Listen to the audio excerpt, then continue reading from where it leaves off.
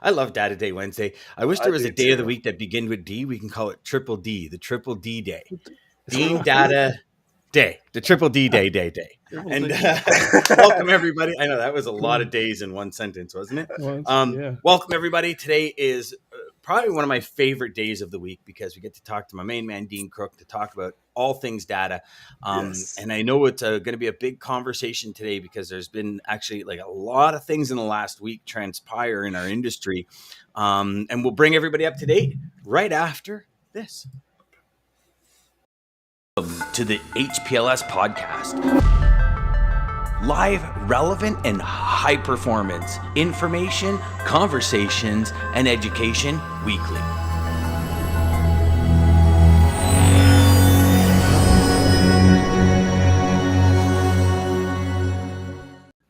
So, Dean, I know there's been a lot of turmoil in our industry in the last week.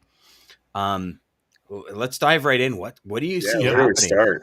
Yeah, this is a wild January. You know, normally spot rates sort of dive down in January. The market cools off, demand settles. Chinese New Year happens. You know, the shipping industry quietens down between now and March. It's like the exact opposite, and anything you could imagine going wrong is going wrong in the freight market. And wrong is sort of a relative term, right? Because for shippers, it's not good. Because high rates are, hurting them. For truckers, it's great. So it depends on what side of the ledger you're on, and brokers are kind of navigating that margin, compression or expansion gap in the center. But this is a wild time. We had spot rates go up the week before. They came back down this week. A little bit of seasonality came back into the market, which is not unusual. But I think what's happening, we've had three weeks of really bad weather that's impacted markets regionally. We've got another big, I think they call it a bombogenesis storm coming into New England this weekend. So about a foot of rain and a foot of snow and a blizzard is what's predicted. So again, that's going to really disrupt the Northeast and push up spot rates. So capacity is already tight in markets like Philadelphia. A lot of our winter produce comes in there. So regionally, there's lots of activity in the market. But spot rates, just for context, it's an interesting data point. Spot rates are 70 cents a mile higher than the same week last year. Wow. And did you say 70? 70, right? 70. Now, but get this, it's 81 cents a mile higher than week 3 in 2018.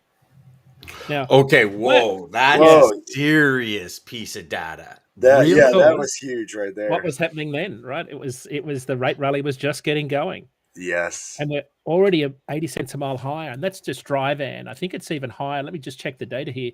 In reefer, we're 85 cents a mile higher than week 3 in 18, 90 cents a mile higher year over year. Flatbed, now this was a flatbed rate rally, right? Primarily, it dragged up reefer and spot rates in 2018. It was primarily an industrial-driven economy, lots of flatbed demand.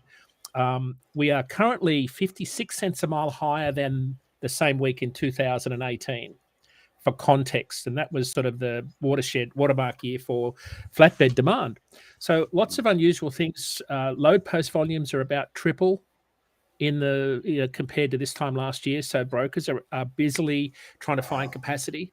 And then, of course, we've got right this week, we've got the protests going on north of the border in Canada, your home country. And, of course, that's affecting spot rates northbound more than anything, because a lot of carriers, they'll run south into the US, but they already have a load booked to go back north because you can't do an intra-state move because of cabotage laws. Mm-hmm. So what that'll do, Dan, DJ, it'll throw out the network. So you know how a lot of carriers might leave Quebec on a Friday for Tuesday delivery in Phoenix, have a 34-hour restart, and then load back Wednesday. Those trucks aren't there.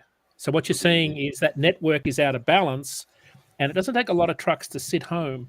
And what you'll see is that big markets like Phoenix, British Columbia, Philadelphia, Quebec, a lot of lumber comes out of Quebec down to Atlanta, New England. Those trucks aren't on their regular weekly cadence. What it does is spot rates start to take off, and I'm already seeing that happen out of Philly, Phoenix, Atlanta, anything northbound into Canada. We're seeing some pretty radical volatility in spot rates this morning. So I think that'll just get worse as these protests gather momentum over the course of the week. So lots of things going on. We've got supply chain still in disarray, lots of geopolitical issues. Gas prices are high. It's forcing up demand for electricity, which is it's a middle distillate. So that's what's pushing up diesel prices. It's high gas prices because of the competition for what's in the barrel. Yet everyone sort of wants to blame the government for that, which is they're doing that in a pretty big way down here. But it's kind of supply and demand all around. So I think the big story though that I think in Canada that's going to affect a lot of cross-border shippers, Dan, is in your part of the world, is this imbalance of carriers. And I talked to a guy this morning that runs cross-border, a steel hauler, and he said there's not one reputable carrier in the protest. And he showed me the video. And he said a lot of small owner-operators. And I thought, well, that's interesting, because if I was a large fleet or a broker, I'd be going out talking to every shipper that's had their freight stranded. Right now. Yeah. That's So the protest, you mean, is not any of the reputable, the highlights, the challengers, this kind of thing. That's what he said. If you talk to Dan Einweck, he was interviewed this week, and he said it's just one of many things we've got going on. It's just another sort of wrinkle that we've got to deal with. But it was met with a shrug from most of the large fleets, because they have enough drivers that are vaccinated across the border.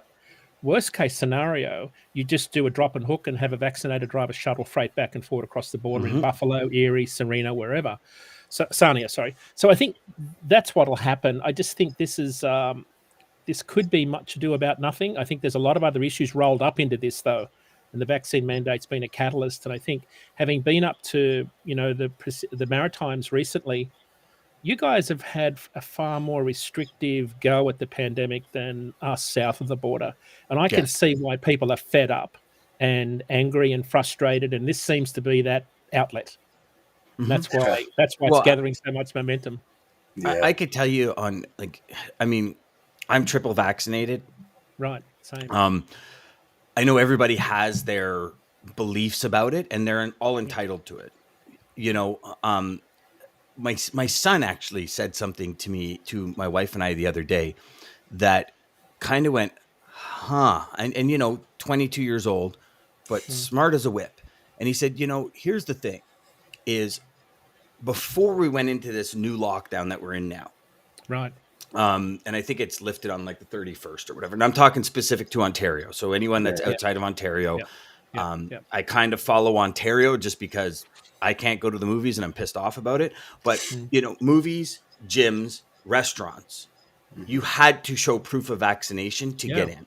So by locking it down, you're saying the vaccination's not working. And by locking these things down and not allowing gyms to bring people in, not allowing restaurants to have people in. Now, we're in the middle, like we were minus 21 2 days ago. And like, really? You expect people to have people eating on a deck, on a patio? And I get it. They enclose them and they use all these heaters. But if you think about it, they've reduced capacity in the restaurant by 2/3, right? Because most of them are building decks out in the parking lot. Right. So you reduce capacity by 2/3. How much money do you spend on heating that thing? Like we went to one restaurant last year at this time when everything was locked down and you had to eat outside. And they had this machine that was the size of like a 10-foot trailer pumping heat into this area. Don't get me wrong. It was pretty cool because you're sitting literally out. There's like a snowbank beside you and you're in a t-shirt because you're warm. But how much does it cost to pump that heat into there? Then you're still paying employees. You're still paying tax. You're still paying source deductions. You're still paying all this stuff. And you have a third of the people. So you're still paying your rent. You're still paying your hydro because they have to go in. They have to heat the place. They have to cook. And you think of all of these additional things. And it's to me, it's frustrating because it's like I went and got vaccinated because I believed, I believe wholeheartedly you're part of the problem or you're part of the solution. There's two ways to go. And what's the solution? I want life to get back to whatever the hell we can get it back to that, quote unquote normal, whatever anybody wants to say. But like for me, I don't get it. And then you take, like, I honestly thought as soon as they put that vaccine mandate, the trans-border shipping, the rates were going to skyrocket. It's funny, Dean, because I never once Right. And when you think about it, it makes sense. The large, really reputable fleets, they were the ones that were on ELDs a year, almost 2 years before the ELD mandate. Oh, right? and way back even in the mid 2000s. Yeah. They started in 2008 when I was working there for you go. Qualcomm. Yeah, 2008, 2009, 2010. Yeah. And but you know, and then ELD kicked in and there was this huge crisis in the supply chain. Yeah. But the majority of trucks Right. were actually already ELD compliant. Yeah. You know why? And it's though? because if you have, you know, you take Challenger, for example, Right, you have right. that many, what is Challenger, up to 2,800 trucks or something? Like they're pretty big. It's More than huge, that, I think, actually. Yeah. So you think about that, Yeah. you're not going to wait till the last minute No. to put you're going to be way ahead of it. I remember speaking to Kirk from Highlight, and I was saying, you know, ELD, and he goes, brother, I was on ELD like 3 years ago, you know, and he goes like what? He goes, we put all of our trucks because we need, you know, obviously in that size of fleet and that integrity when it comes to your image, your credibility, your brand, your reputation. Right. It's like, you don't want to be down. I mean, I did a lot of business with magnet companies, and one company in particular was in charge of all the stamps. So they actually would stamp the door panels, right? And so these go on flatbeds, and there's two sides to a stamp, and you were able to get one side on the flatbed. It weighed so much, right? Yeah. And so what they did is when ELD hit, they had a team driver show up and to load this stamp to go down to Memphis. Right. And they both log in at the same time. So they're driving down the road, and all of a sudden they're both out of hours. And because they weren't trained properly. And I can remember my guy Pete was like losing his marbles. He's like, so we came in, my buddy Steve and I came in, and we started talking to him, and he's like, listen, whatever you do, like, your driver's got to know what the hell they're doing. Because and he told the story. These two guys came in, he goes, not knowing what they were doing, they just kind of left. He goes, I got a call from their dispatch the next day saying, okay, we had to shut down, we're not going to make delivery. He goes, wait, it was Teams. He goes, no, they both logged in at the same time. Ha ha, ELD. And he goes, you said ha ha. Now I've got an entire stamping plant down in Memphis. Right. Completely down. He goes, your ha ha just cost me a hell of a lot of cash, you know? And it was like, and this was the problem, but it makes sense when you say that most of these fleets will have enough drivers, even if they have to retool or slip seat or something, you know, slip seat a highway driver into a city truck or whatever and do local P&D if you're not vaccinated. I think you're right. They would have enough room to play in there, right? Because I expected our conversation today to be like, you know, north-southbound rates, because in all the freight I'm moving, even just yesterday, one of the companies I work with, an email went out to my customer, and like, rates are crazy high. And you know, we were talking about Jim Rickards before we got on air. And I'm going to try and get him on the show. But you know, one thing that he said was more companies lost money in 2021 than has ever been recorded. And I don't know the stats to it, but I'm just kind of regurgitating. Companies in general. I believe companies in general lost more money. But more companies. So when beginning of November till the end of December, I spoke to 100 CEOs just to kind of, you know, get a take on the market. And like, I should have kept the stat, but somewhere around like 70% said I knew supply chain was like could cost. I never realized it could cost this much. You know, we had one customer on this show, and he was saying, like, I'm, you know, 5 times my budget. I told you guys about it, where he has 1.6 million square feet of warehouse space he didn't have in 2020. And you think about it, you know, you're upwards of $2.3, $2.4 million a month just on new square footage that your sales don't allot for. It's a lot of money that you're spending at the end of the year, which takes away, you know, big time. We had, so 1,500 power units and 3,300 trailers, Jeff says, for Challenger. Thanks, brother. I appreciate you doing that research for us. Dan's one of the nicest guys I've ever met. You know, he started with a handful of trucks many, many years ago. But when I was running the Australian Trucking Association, Dan was our guest speaker at our ATA conference in Australia, and I think it was 1998.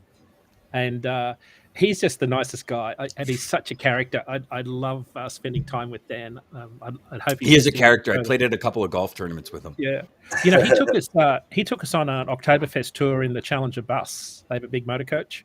We went Because in that Guelph, Ontario area where they're from, that's one of the really big Oktoberfest celebration areas with all the tents they have. But they wouldn't have done it in the pandemic. But I'll never forget the bus trip from tent to tent to tent. It seemed to last forever. And I because can believe it. we were drinking water and sodas, like it was just. But the great people, and I think the Canadian carriers are a really good group of carriers. The thing that's kind of surprised me a lot about the protests. I said on an interview yesterday, I said, now I was involved in the Razorback protests in Australia in the 80s, late 70s, 80s. Didn't achieve much. It was great for a little while. We had public support until the gas stations and the shelves got empty in the supermarket. And then they turned on us. So I think that's what everyone's got to be careful of this, because it's a fragmented group of people. They've never had good industry advocacy. So my question is, lobbying for regulatory change means concessions. So what concessions are you offering? Who's the peak body? Who's going to ask the question? And what is it you want? Like, what's the strategy? What's the long-term plan? And I haven't seen that yet. And that's what these carriers have got to be careful. I understand the reasons for the protest, but they've also got to be careful of the downside. And the community can turn very quickly against you when it comes to situations like this. So this is going to be a very volatile week for Canadian carriers and shippers in particular. Very creative industry, though. Like, we are great at getting stuff moved. We will find a way to move freight for sure. Yes. Freight won't be sitting too long anywhere. But I think carriers are going to pay more, because if you think about it, if I've suddenly got a pool of drivers that are vaccinated who've never been across the border, and I've got to find drivers to run cross-border, I'm probably going to have to pay them more, just like you've got to pay people more to drive into the Northeast because all of us Boston drivers are so good, right? I'm glad you put it that way. Well, or you look at it and you say, there's specific drivers that drive through the mountains.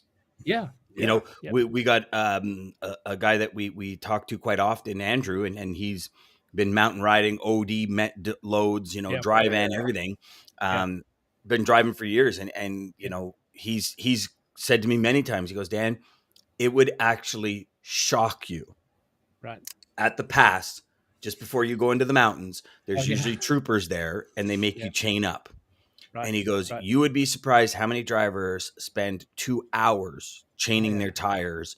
And he goes, and it doesn't pass, and they got to undo them and redo them. He goes, and then he goes, like, he goes, you need to understand what you do and how you do it, and where you drive, and the needed for security and everything. He goes, like, he goes, I pull up, and he goes, and listen, I've been driving a long time.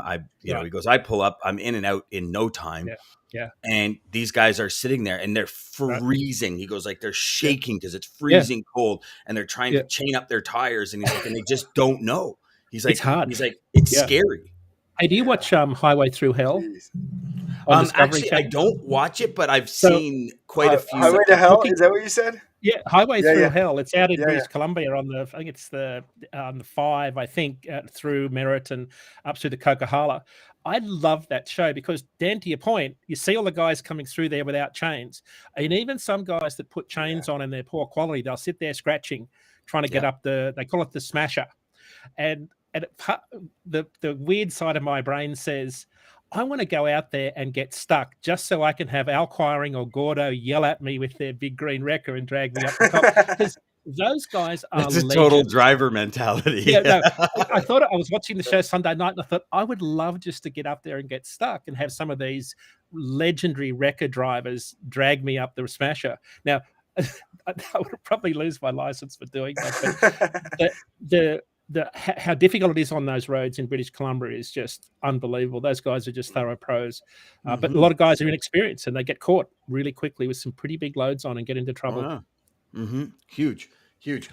Ryan says, Dean, you're talking my tips, Dean. I booked 6 meetings yesterday asking prospects if their shipments have been stranded. Ryan's all over it. Look at that. Pandemic fatigue is real. It is. Yeah. It really is. I've had enough of it.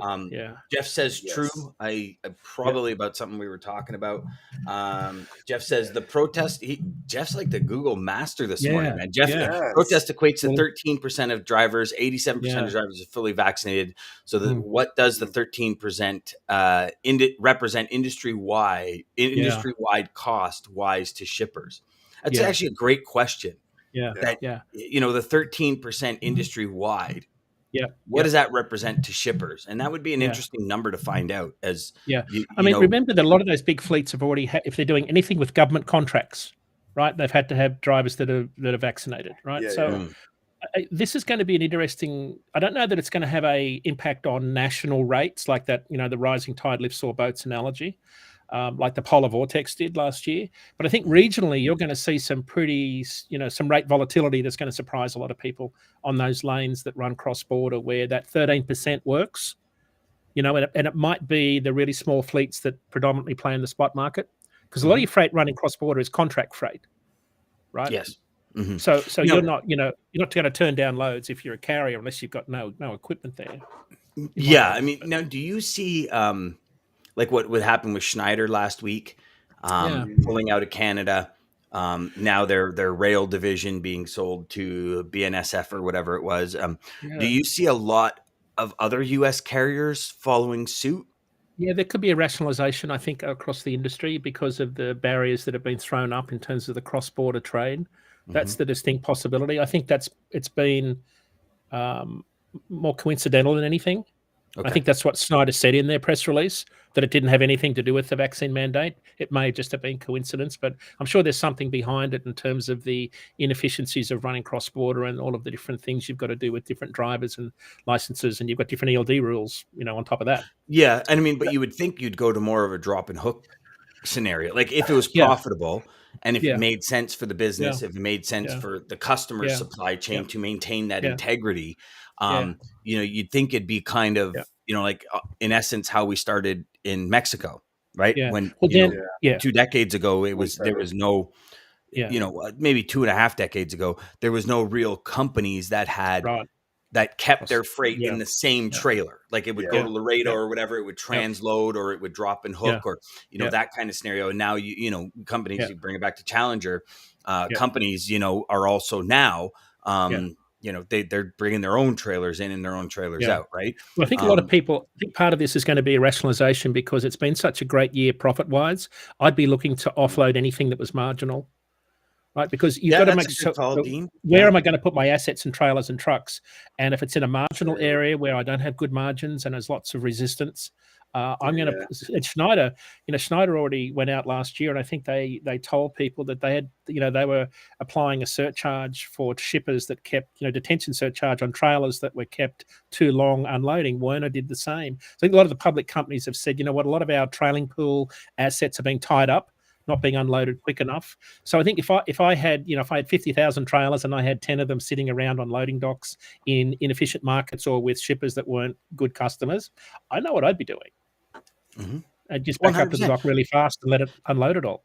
You know what? You sanitize the pipeline. Right. That's You right. you sanitize it, That's and, right. and I Now, can what tell about you, dog food? What's going on with dog food? I seen that Yeah. story. Yeah. There was a packaging problem, right? So it's the same Yeah. as a lot of different product lines. They've had to change their packaging. Yeah. Cardboard boxes are issues, right? We had a shortage of cardboard boxes for produce early last year. I think they're all suffering from the same thing right now, and that is absenteeism as a result of the requirements around the pandemic, right? So even though people are still getting sick and you've got high case rates, the protocols mean that you have to be off work and isolate. So that's affecting the stores. It's affecting everyone through the entire supply chain right now. And that's where we started on the show last week with that story from Los Angeles, where 8% of their workers are out due to COVID positive cases. So I think that's what's affecting us right now in January. And that could really put a dampener on demand pretty quickly. Doesn't mean, the freight will have to get delivered eventually. It's just been backlogged, I think, right now. Yeah. Yeah, and it's Ryan says it right here. He says his dog food packaging is completely different. Even our pet store said there will be an increase. It's funny because I just experienced that yesterday morning. We just got a puppy, right? And we wanted to put the puppy on the puppy version of what Stanley eats, our other dog. Yeah. And I walked in, and I'm standing in the aisle, And for the first time, I'm like lost. I'm like, Yeah. I don't see the dog food bag. Yep. Yeah. And I'm looking and I asked the woman, I go, where is it? And she goes, oh, it's right, like literally right in front of me. I go, no, that's not it. She goes, no, it is. I go, no, it's not. I go, it's this color. And it's this like, and it's got a picture of a mountain on it. And she's like, oh no, this is it. It's new. Yeah. And I said, no, it's not new. It's an old, and I'm not competing. It's that funny. I'm not connecting. Pet food, you go by the bag because I there's go by the color. Exactly. Well, It's all the bag or the color. It's a salmon and rice recipe because we thought Stanley was allergic to chicken. And so I walk down the aisle and the color is what I'm looking for. Yeah. So I'm literally standing in front of this limited ingredient one. And the woman's like, no, this is it. She goes, it's a new packaging.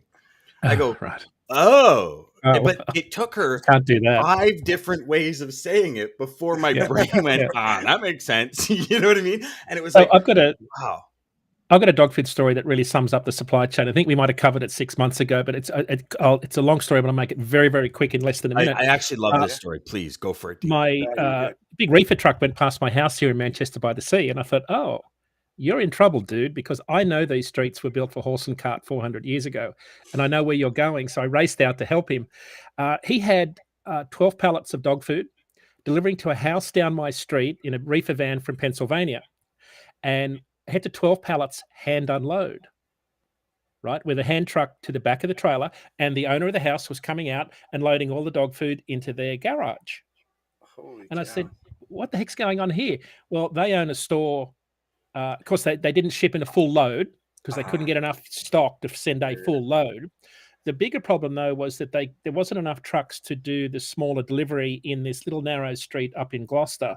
So they had to get the big truck to bring in a part load, hand unload, because they had no forklift, to put in their 4-wheel drive and take up load after load after load into their store. So why wouldn't they normally just get, a pallet like they do every week and a box truck deliver it? Well, they had to order whatever they could get. There was such a shortage. They were worried that if I didn't get over order, I might not have any. And I think that's what's been driving a lot of purchasing in the last year is this over ordering. Oh yeah. That's It was the shortage and falling behind on sales that they just all of a sudden everybody's like, let me get it. I need it all. And well, that's why warehousing space got eaten up at a record rate. Right. That's why you could literally buy a building, put warehouse in a cardboard box, write it on a cardboard box and stick it outside the building. And I guarantee you within 48 hours, you'll be full. Like literally, it was that bad. I mean, I have a friend of mine up here that runs York warehousing. He's got like more square feet than I can even think of across Canada. I said, hey, do you got 5,000-6,000? He goes, not even close. I'm actually out in trailers, millions of square feet out in trailers. Yep. And I said, and it's funny, Dean, because you look at this sanitization. I've had more customers call me in the last 4 to 6 months than ever saying, hey, I got a warehouse deal. And I'm like, okay, what is it? Well, it's 2,000 square feet. I'm like, why are you leaving your present? Well, like my first asked question always when it comes to warehousing is why are you leaving? Because if it's a complete nightmare and you want it at dollar store prices, like that's why nobody wants to deal with you. And it wasn't that. It was we're too small. Like those 2,000, 2,500, even 5,000 square foot deals are too small for companies now. And companies are saying like, listen, you either buy 10,000 square feet or you got to go. And I was like, and at first I'm shocked because I'm saying, well, how long have you been there? Well, I've been there 7 years. And I go, 7 years and they're kicking you out. And I always revert back to 2018, 19. Like that to me is the pinnacle of, you think it's going to be like this for so long and the bottom just falls out, right? If you look, like when you look back to 2018, now obviously pandemic, ELD, 2 completely different scenarios. But I remember speaking to a ton of different suppliers in 2000, asset-based carriers. They're like, finally, the next 5 years are us. Because it's like that 3 to 5 year swing in our industry, right? And you're like, finally, the next 5 years, we get rates that we deserve. And within 12 months, rates from Montreal that are $950, even $1,050 are $350. Toronto, Montreal. You're 346 miles and it's like $350. And I remember because I had a good friend of mine runs a trucking company in Quebec. And he's like, he calls me one day. He goes, "You will not believe what we just got offered." I go, "What?" He goes, $345 to run Montreal, Toronto. I go, "Are you kidding me?" He goes, "Yeah." And he goes, "You know what the problem is, Dan? People are going to take it." Yeah, That's the exactly. problem. Yeah. Absolutely. They're only as strong as the weakest link. Yeah. Yeah. Yeah. 100 times, 100%. So it's interesting because you look at this swing and you look at, you talk about that people buying things up. This is why Greg at Flair has an extra 1.6 million square feet of warehouse space. Right. It's like, people were sick of missing entire launches. Like when the pandemic first hit, missing entire launches, having stuff stuck out on container ships that is no longer relevant for the actual market. Just imagine if you had shovels on the container ships and now all the storms hit, like you got a 50% markdown on your shovels and you already paid 4 times as much to get them here. Like that math is never going to work. Isn't there Christmas trees? I mean, I wouldn't be surprised if there's a container Christmas tree I'll bet you there's Christmas trees still out there somewhere. Like, and it's like, now what are you going to do? Now you got to store it for a year, right?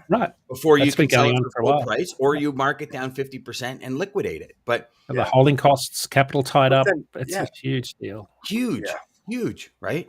I know. You said you had some numbers to get us out for the end of the day here. Yeah.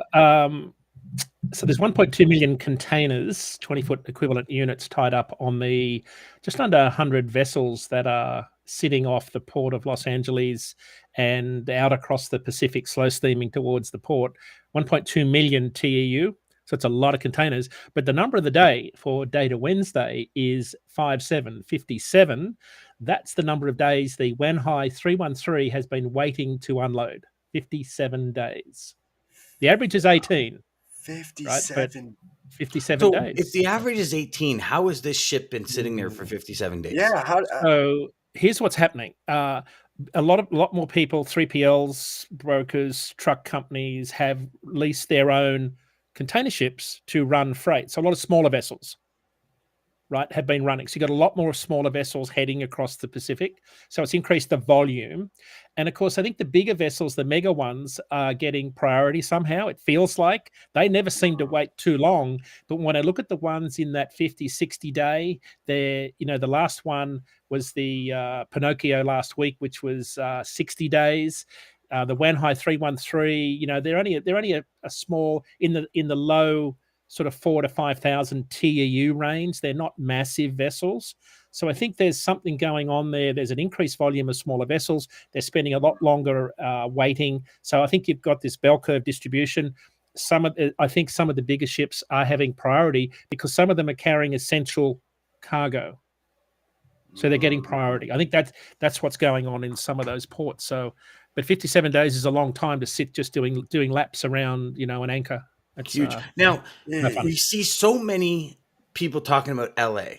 What about the other ports? Because the other ports are backlogged as well. So you got 1.2 million TEU at LA. What about other ports? Do you have a stat or data on like North America? How many containers are sitting offshore? I don't because East Coast is easy. The vessels come into Seattle or Oakland or Los Angeles, and you can pretty quickly figure out how many are going to come off. Whereas on the other side of the country, on the East Coast, they're doing multiple port calls. So it's hard to say, right? Because you got to come Suez Canal, New York, Charleston, Savannah, Jacksonville, New Orleans. You might get out of South America, then back to the Mediterranean. Very hard to get a fix on how many, even though there's vessels sitting at anchor this morning off Charleston, which again is one of those markets that we talked about a while ago as a market to watch.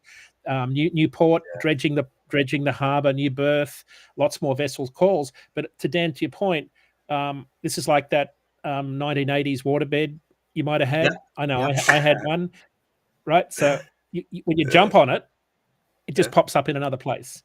So 100%. the congestion has just moved around, and you've got congestion popping up in ports where shippers have sought different routings around.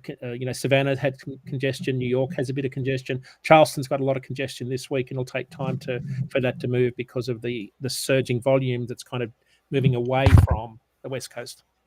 Got it. All right, DJ, pull us out of here, brother. All right. Well, Dean, thank you again. The information, I know Ryan is probably using everything we just laid down for his customers, his 6 appointments. So good luck with that, Ryan. If you guys do see us after, Like and subscribe down below. Again, Monday through Friday, 9 a.m. till 9:30. Wednesdays, Data Day with Dean, Triple D. And we're going to take you out with a great quote by Napoleon Hill. And hopefully this from this doom and gloom of numbers, we can get you all to refuse to quit. So effort only fully releases its reward after a person refuses to quit. Don't quit, guys. Keep pushing. Right. We got this. Keep hammering. Love that. Good job. Well done.